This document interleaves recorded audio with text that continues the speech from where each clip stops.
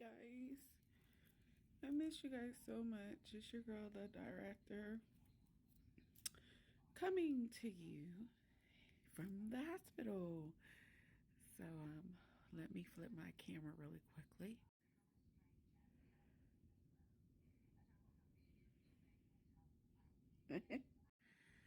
Okay, so everybody knows that I had a CFS leak or CSF leak, whichever one it is.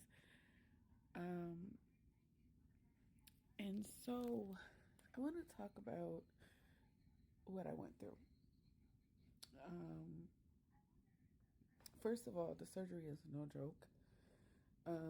They had to basically go inside of my nose to get to the leaks that I was having, that was falling down, the drainage. So I just want to get into the surgery because I don't want to tell you guys what it is and all that stuff. You can do the research yourself. But it's a spinal leak or whatever. I had it because I fell in on some ice years ago, and I messed up my head really bad. The impact when I hit my head on the ice gave me a leak. So, anyway, I was scared because they were messing with my brain. I canceled the surgery a couple of times for different reasons. The first one because I wasn't ready. You know, I had my granddaughter at the time, and I was fighting in court for her or whatever. And then the second time was for a personal reason. So this would be the third attempt, and I finally did it. Basically, I went in crying because, you know, you guys know I lost my daughter, you know, and when I was in the hospital having the leg surgery, my daughter was in the hospital and she was fighting for her life. So that happened February 2022. Okay. I didn't find out I had the leak until the following year, which was 23 in May. And so basically it pushed me to get ready to have surgery. But the whole point of me saying this is that, you know, I didn't know I had the leak the whole time. You know, so after my daughter passed away and after we, you know, her last day on earth was March 26th, which this is still a hard month for me. I just want to explain to you guys the timeline. So basically my daughter, I was in surgery February 16th, 2022 for my leg. My daughter was not in the hospital at that time, but she got injured March 5th, 2022. She went into the hospital March 6th, 2022. I had to have surgery March 9th, 2022. And at the time to get whatever out of my leg, that was my injury. So I had 2 surgeries within 2022. And basically she was fighting for her life between March 6th and March 10th. So finally, once I had my surgery March 9th, I went to the hospital and she let go when I was there March 10th. So as soon as I got done getting my, you know, my fixinator out of my leg, she passed. She let go. You know, she waited for me. Her dad's birthday is March 8th. So this is all crazy because I had my surgery this year, March 8th, on his birthday. And he is no longer with us as well. So she's with her dad in heaven. So anyway, make a long story short, to get back to the surgery. So what you go through is the anesthesia, first of all. When you wake up from the surgery, you're going to have a pack, a surgical pack in your nose. I have one now.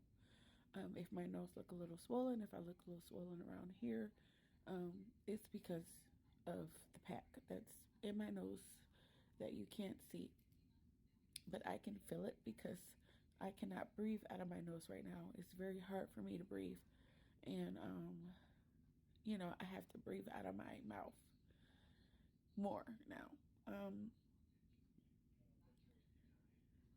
The anesthesia is the worst because you wake up with a really dry cotton mouth, and I had that for approximately 2 days.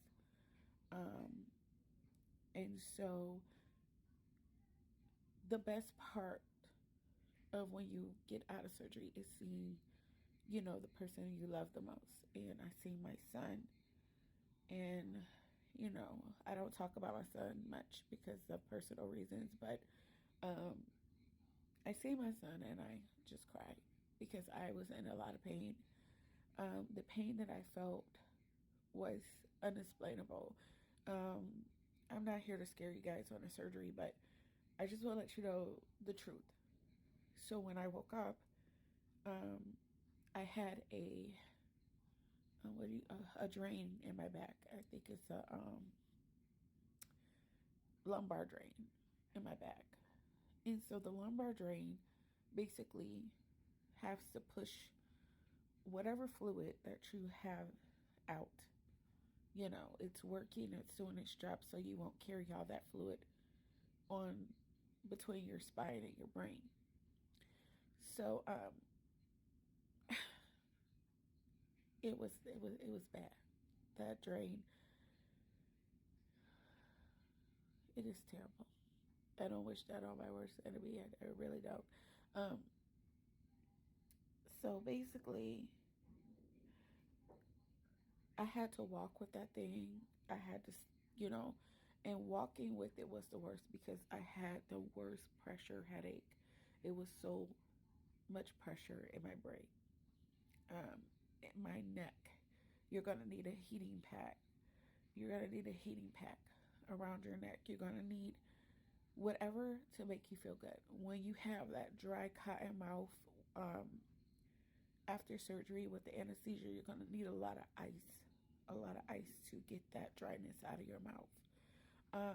A lot of people are saying that the CFS fluid, or whatever you call it, the CFS leak, came from COVID because I did have COVID as well.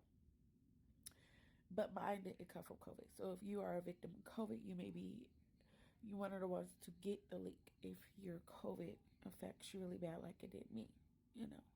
But all I can say is that it just made my leak worse. Okay. But I do want to tell you that the best part is not having the leak. So when I'm sleeping now, I'm not leaking like I was before. One of the things with the surgery is that you will feel like you're starting over. You will feel like you're starting over. Baby steps. You have to take baby steps with this type of surgery.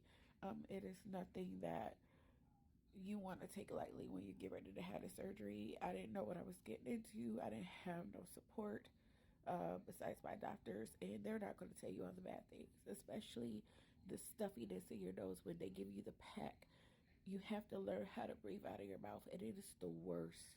It is the worst. I mean, seriously, it's the worst. Okay, but I'm doing it. I learned how to do it. You're not going to be able to be in hot spaces. Your nose needs to have cold air so you can breathe.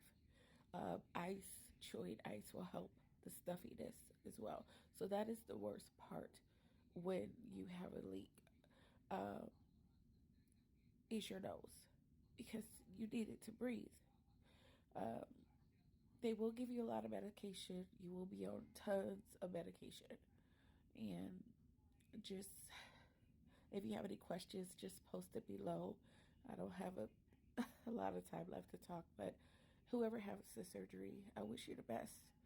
And I hope this helped a little bit. And if you have any questions, please don't be afraid to ask. Bye, guys.